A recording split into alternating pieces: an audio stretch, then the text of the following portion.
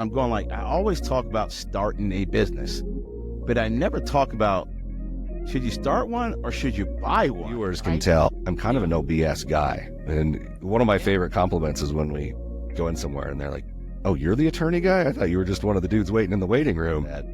Don't believe most of what you see on the internet, people. There are too many people that are out doing stupid little dances on the internet, on TikTok and whatnot, talking about business acquisition because this is the cool thing, right? Welcome to a Random Podcast where we challenge the status quo and we empower people like you to think differently. Today I have a special guest, a dear friend, someone I met years ago in business, and that we continue to communicate, and he continues to say he knows more than me when it comes to business. Buddy Ben, all the way from the Midwest, is joining us today to be able to give us some information and some advice on whether we should start a business or buy a business, and if we're going to buy one, what to look out for. Without further ado, I'm going to go ahead and let Ben just introduce himself. Go ahead, Ben. I'm coming to you live from 8,243 feet above sea level here.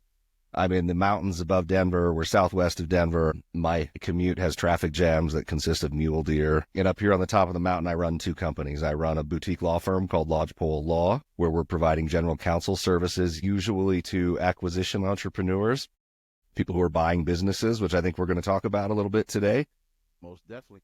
And then the other side, I run a company called Sagewood, where we provide exit strategy and business intermediary services to people who are on the other side, who are selling their companies. Yeah, and that's the part that we want to get into for sure, too. Because look, so I've been doing podcasts for probably about 9 months or 10 months. I'm losing track of time, but I've been doing it for a little bit here. And it's been to really educate entrepreneurs or wannabe entrepreneurs about starting a business. And it was kind of ironic because I'm going like, I always talk about starting a business, but I never talk about, should you start one or should you buy one, right? And how there's a difference because you got to be prepared differently. So I think it really goes to the mindset, the thought pattern. What are you trying to achieve? What are you trying to do? That's going to determine that. I think it really depends. There's no right answer. I can't give the magic solution here. We know that most businesses that start will fail. And so if you can buy a business that's been around for 3 to 5 years and gotten over that first hurdle, you have statistically a higher chance of success. They've gone out and proved the model and proved that there's some cash flow and proved that there's a viable business there. I hear cheat code. I hear jumping the curb. Here being able to get an advantage by letting somebody else take all the bumps and bruises. Never thought about that. Now that's kind of slick. So I got to give you a point. I'm going to let you be smart in that aspect. I don't know. I'm not going to give you too many points now, brother. I'm not going to give you too many points, but that one was really good. So I didn't think about that from that perspective. But let me ask you this question here though. So, okay, this is the way I'm thinking. If you're going to buy a business, though, let's say one that's mature at 5 years or whatever, you have to have your stuff together. You can't bootstrap. So starting out, you can bootstrap. You can take, glue and paper clips and make it happen. But you can't do that if you're trying to buy a company 5 years in. I mean, like, what kind of things do you need to have? How should you be in your own personal life when it comes to that? And even maybe professional. Well, I would say it a different way. We say bubblegum and duct tape around here, but I think we're saying the similar message of Denver versus Atlanta. You can't make it up. You can't bullshit it. I think one of the biggest misconceptions that too many people have, though, is that when a business is for sale, that there's something wrong with it, that it's bad, it's distressed. And I would tell you now, don't buy a business that looks like that. You don't want someone else's problem. We call that around here the catching the falling knife problem. Like, you don't reach out and grab that falling knife, you're going to get cut. I like that. I'm here to serve. So I'm going to assume people are going to need to have some financials in order. They're going to need to have some credit in order. And, I kind of have that in mind because I reached out to you like last year when I was in the process of looking to buy a franchise, and you kind of gave me some advice on some things. I was polished and ready to go. Some things fell through because of the landlord situation, all that other kind of crazy stuff. But I learned a lot going through the process. I actually went through the process. I actually got approved with the Small Business Administration and everything. So I know what it takes to do it. But I want from your perspective what it takes. And have you ever came across people who thought they could and they couldn't? Well, I like to call out the big elephants in the room when I see them. So let's start with the first one of if I mean we're here, we're doing a video podcast. That means people are consuming this on the internet. Don't believe most of what you see on the internet, people. There are too many people that are out doing stupid little dances on the internet, on TikTok and whatnot, talking about business acquisition because this is the cool thing, right? And this idea of fantasy land where you can just go out and buy business. You don't have to have any money. You can use, make the seller give it to you, seller financing. They exist like Sasquatch exists to me. Like, I've seen pictures. I've talked to people who said they've seen this done, but they're kind of weird. Does it exist? Maybe once in a while. And I can keep giving you examples, right? The leprechaun, the leprechaun riding on back of a unicorn chasing a Sasquatch.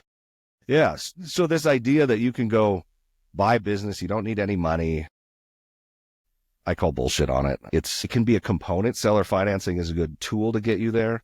But the reality is, if you're walking into a good business, and we can talk about what that means later, but short version of a business that's successful and making money and it's going to provide you cash flow right away, seller's not going to finance that. There's plenty of buyers out there who will come in with cash or financing from the bank and take that over. Now, if we want to talk distressed businesses, steaming piles of turd that you want to get in, you're going to, get a handful of turd, you get some on your hands. But you know what that sounds like to me?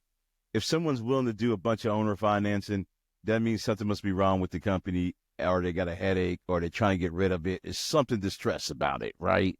Not saying that's the case with all, but that could be a red flag, because if it's successful and it's making money and it's going to give you some good cash flow, that's something that people will be trying to knock down the door to get to in the respects, at least to have the conversation. Not saying that necessarily the price tag is going to be there. So that can be a good little red flag indicator. So that, again, another nugget. Give yourself 2 points, man. Give yourself 2 points. Yeah, go get that. Yeah, give yourself 2 points. Yeah. No, look. You're like 0. Look, no, I get equal points because it's my show and I brung you on, so I'm a genius for doing such. I'll take it. So actually, I probably get some bonus points on top of that. So no way, brother, you beat me on that one. But no, so you bring up some very good points. If you're looking to go into business or you're in business and you need to come up with a business plan, executive summary, or anything that helps with your corporate documents, I have a video called The 10-Minute Startup with AI. So if you put in the comments, business, the word business, I will send you a link to this video. When you said about cash flow with companies, if I'm looking to go into business and I go, oh, I want to buy one, I know there's a lot of variations, but what are like 2 major things that I should be able to look at to see whether it's something viable or do I need to run away? Oh, it's like I set you up with that question, right? Because buyers are looking for 2 major things. And I teach this to sellers when they're in here and they're in my conference room, the next room over, and telling me, I want $18 bajillion for my company that's losing its ass. And that's not how it works. Buyer wants 2 things, right? They want a history of cash flow. They want to be able to see that this business tells a story, that it's earned money, and they want to see on the other side, number 2, that cash flow is able to continue after they take over. And it seems like 2 very simple things. It almost seems like I'm being a smartass about it. There's layers of nuance to it, but fundamentally, you need a business that's been making money. It has a history of success. And then you need the bridge, the path to get through to show that success will continue when the owner steps out and the new owner steps in. Bam. But okay, so this is what I want to say too, because I think this is very important, and I don't think people think about this. And you tell me if I'm wrong, okay? And I've been told multiple times in my life, I'm married, I've been told multiple times in my life that I'm wrong, but I've only been wrong once. So only once, right? So again, God forgive me. But when it comes to buying a business, it's not just enough that it's got a good cash flow and that it's gotten past that hurdle of the 5th year, 6th year. But you should have some experience in that space, should you not? You don't necessarily just buy something because it's successful, but you don't know what the heck you're doing because you can run it into the ground. Am I correct? You can run it into the ground if you have experience too. Let's be clear about that. Now, when you're dealing with the SBA and bank financing for acquiring the business, they have a thing called transferable industry experience or transferable business experience. Depends on whose interpretation of the underwriting guidelines we're talking about. But the short version is that you need to prove to the bank that you can step in and take over. Now, there's a spectrum here, right? It's a scale. It's not a yes or no question. And you dropped the reference to franchises before. You don't need as much transferable industry experience in a franchise because everything's there. It's a business in a box. You also don't need as much transferable industry experience in a company where the owner, for a couple of years before the sale, has actually taken the time to create things like standard operating procedures. They've taken the time to make sure they're not integral to the business. And the test we use with sellers when we're talking to them is, what happens if you said screw it and you left for a month? And then we look at if they pass out or fall off their chair or otherwise, like, oh my God, I can't leave for a day. Well, guess what? Your company's not going to be attractive to a buyer. You know what that sounds like to me? Rich Dad, Poor Dad, right? One's a system and one's not, right? The mom and pop, quote unquote, as he's referring to, where they can't take a sick day. They go on vacation, it's closed. And unless somebody wants to be that kind of owner, I couldn't foresee that being something attractive to buy, that you actually have to have a system in place, where you do have training and you do have understanding. So that's a very good point. So that's something also to look at if you're looking to buy a business that's successful. Okay, do the owners have to stay there all the time, or can they just have employees? Do you have a system in place? Are they just, fortunate? I don't believe in luck. I believe in fortune. Are they just fortunate, right? So those are things that you got to kind of look out for as well, how well the system's put together, because you don't want that to fall apart, even though you might have some knowledge in the industry. That's a very good point. I hate to do it again. I hate to do it. I really do. He already did it. He already did it, man. He already did it. He knew what it was, man. Man, there's some good nuggets. I'm going to admit I'm learning some things. I am learning some things, so that is a good sign there. Just some juiciness, right? To add some little flavor to. Have you come across some situation that's been like way out there, really bizarre, like what in the heck? Like maybe everything was together and it dropped at the end. Maybe somebody had false identity the whole time. I don't know, something wild. Have you come across any of those things? All the time. And the reality, if you look at a national level, the statistics are crazy here. But of the businesses that go up for sale, 4 out of 5 of them don't sell. Only one of them will sell. So we've seen this. I've seen it with my lawyer hat on, where we have people coming in from either side, dropping F-bombs about the idiots and how they got screwed. And, oh, I want to sue them. I want to sue them. But we've seen how they fall apart, and we've seen it on the advisory side as intermediaries or my broker team, where these things go sideways. And I've got lots of stories. I'm not sure how many of them I can tell. Confidentiality. You can say Mr. Jones and Mrs. Jones or something. But no, I'm just curious, because the reason why I'm curious is because people think it's simple. But you do got people with a lot of emotions. You got a lot of people with a lot of baggage. And you got a lot of people who are just plain liars, right? So I'm assuming that you see maybe some fraudulent things in there. And if you're seeing these fraudulent things, what would you say is some of the most fraudulent things that you have come across that people can maybe take as a cautionary? Well, fraud is such an interesting thing, right? There's a spectrum of fraud, from outright Bernie Madoff style, we're just going to rob everybody and F them, who cares, to, right, oh yeah, oops, I forgot. And I think it's important to keep that lens when you're looking at a business, because one of these fundamental things I believe in, this will get me in trouble too. This might take some points away. And I'm included in this, and I'm going to lump you in here too, in this definition of entrepreneurs and business owners. Most of us aren't here because we're smart. I mean, you said I was smart before, but I'll take that. But really, growing up or watching business people on TV, you think about how great they are. They're awesome. They're smart. Most of us are just idiots, man. Most of us are the idiots that are unemployable, that anytime you get a real job, you immediately start questioning the way things are done, and that pisses the boss off, and then you got to go. And you try something, it doesn't work. You try another thing, it doesn't work. You get kicked in the teeth. You get kicked in the shins. You get kicked in the ankle. You get kicked in the nuts. And you're dumb enough to keep getting up over and over and over again until it works. And nobody knows you've been kicked 18 different places. They just see that you're up and, you might be walking funny because you've been beaten and bruised, but all they see is the success side of it. They don't know what it's like. They don't know what it's like to have a short month where you got to go make payroll and you're like, there's not money in the bank. And you either got to go hustle or pull money out of your savings or start snapping pictures of your feet to sell on the internet to cover the bills.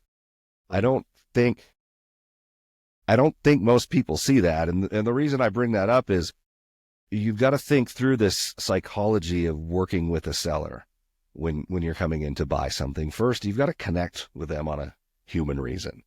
You've got to have, and we call it in my teachings and my curriculum, motivational alignment. And that's whether we're working with the seller or you as a buyer are coming in to work with the seller. You've got to understand what's most important to them. And there's always going to be this sliver, this chunk of people who they want the most money, the fastest. They will lie, cheat, and steal and say whatever it takes to screw you out of your cash and sell their business for more than it's worth. Hey, good news though. Those assholes are easy to see coming. You can tell in the first conversation that's what they want to be about. And I think it's acceptable to say, thank you. Next. What would that be? Is that an Ariana Grande? Who did I quote there? Thank you, next. We call it Marie Kondo around here. The organization lady, the line roughly is, thank you for bringing me joy. I now release you to bring joy to somebody else. And that joy may be laughing at what a tool this guy was. Send him off, get rid of him. Just because you got somebody to talk to doesn't mean it's the right one. You don't get married after every date you go on. Hey, I got a buddy. He's been married 4 or 5 times and been annulled every time. So, dude, he married. He might see this. Nah, I'm not gonna say he knows who he is. I'm not gonna put his business out there like that. But yeah, some people, yeah, they do that. Get myself in trouble, boy.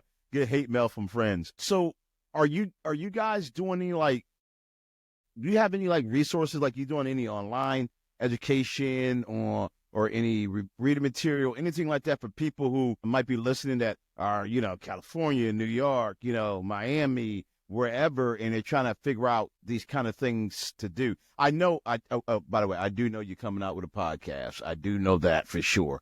So go ahead and tell them about the resources and also tell them about the podcast. It'd never be better than mine, but he can also be second. That's okay. Yeah, we've got a handful of resources because we've made the shift in my business, and it has to do with things in my personal life.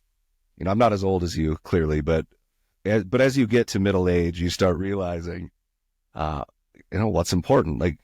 We have a no douchebag rule here, and we learned this. This is a story for next time I come on, but I'll tell you about Dr. Dipshit and how we spent years chasing a $1.2 million commission for somebody who had arguably one of the worst businesses we've ever seen, which was a shame because the fundamentals were great, but the business acumen of old Dr. Dipshit wasn't quite where it needed to be.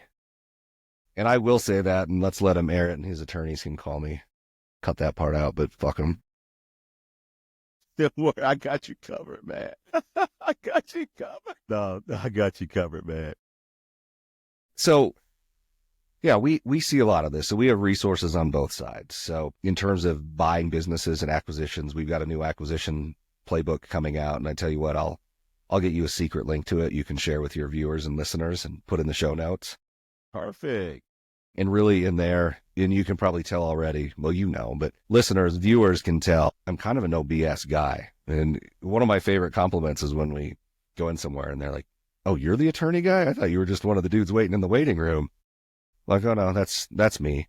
But these are heavy things, right? If you're off selling a business, buying a business, big financial decisions, it doesn't help the situation when the advisor is a D-bag, the client's a D-bag. So we decided that doesn't work. And really what I try to do is give direct stuff, just like you and I are talking, is how we would talk with a client to say, here's the bear traps I've seen people step in when they're buying a business over the years. And so that's the kind of stuff we're putting in the acquisition playbook. And last note, on my last draft of this, I was up to 11 little stories or tips to share. And I think that's where we'll land it, and we'll end it. We'll do another volume after that. So we'll absolutely get your listeners a link to that in the show notes. We'll put it down in the description, most definitely. That's hey guys, look, Random Podcast, man. This is the reason why you listen in. You're gonna get some advanced information, some things ahead of time, because guess what? Your boy J.I. is in the inside. Whether it was the inside of the outside, I'm still on the inside of the outside. Feel me? Ben's like, okay, I don't know what the heck you just said, but you said something. Yes. Hey, look, that's the old car salesman in me, man, back in the days. You know what I'm saying? That's Ben met me right after I started my own company in the auto space, after I came from owning my own car lot and being a car guy. So he got a little bit of experience of that, slickness. But I'm reformed. I went to church and I've cleaned up my life. I no longer do those things. I heard that before. For sure. Most definitely. But no, that is something that it brings me to when you talk about the way that you guys communicate. I think communication is very important. I think that, and then it's just me. Okay, this is just me. I had this discussion with my brother today where I told him, I says, look, I like to do a podcast with a hoodie because that's how I go around majority of the time, except for summer. But I like to just talk plain.